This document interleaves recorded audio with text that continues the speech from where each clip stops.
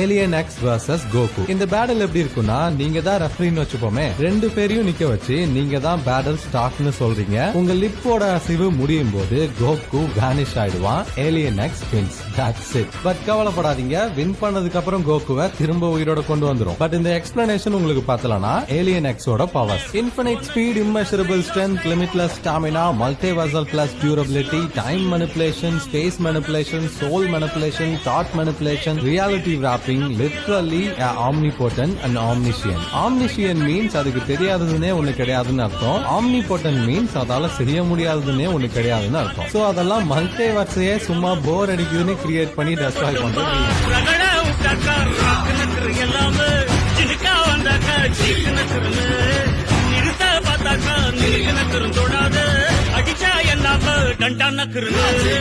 நெருப்பு பேரோடு நீ கொடுத்த ஸ்டாலோடு இன்னைக்கும்